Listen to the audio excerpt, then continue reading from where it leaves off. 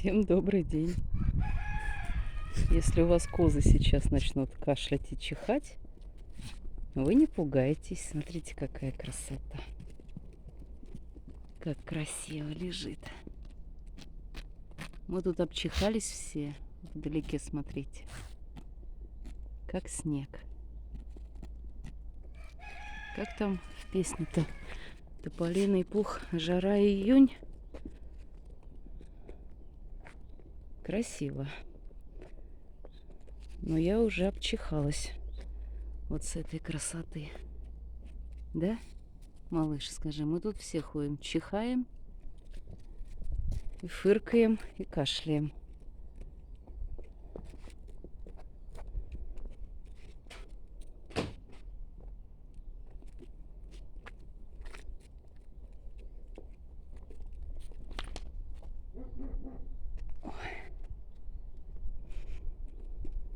Что, девочки, ближе к дому, это мы тут около дома пасемся. На поляну пока не ходим.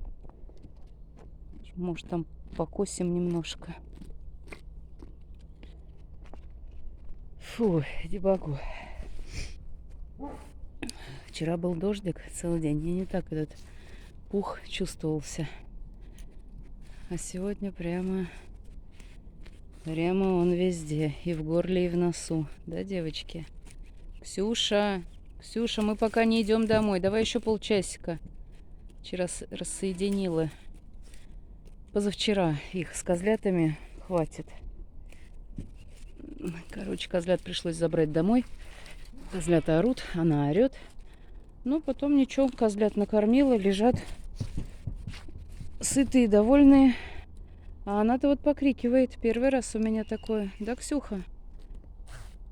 Голова два уха. Вот от этих как-то вот забирала, когда вот от малышки. Так не кричали. Ну, Капа, она сидела в соседней клетке через перегородку. Кстати, Капа ее и не подпускала к себе. Я имею в виду Марточку. А Ксюха вот нет-нет, да вспомнит. Второй день, ну вот, покрикивает. Видимо, уже нагулялись. Часто я с ними уже точно гуляю. Но хотела еще, думала, с 12 до 2. Ну, пух летает. Как красиво. Может, у меня горло-то хрипит из-за этого. А не то, что я вчера под дождем. Да что ж вы? Одна писает, другая какает. Не знаешь, кого снимать. Под дождем вчера целый день. Он мелкий был, но целый день. Так грядки и сажали, и копали, плащи надели и вперед. Девчонки в сарае орали.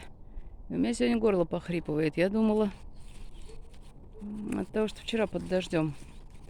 А теперь вот думаю, наверное, это из-за пуха. Да, бомбина моя?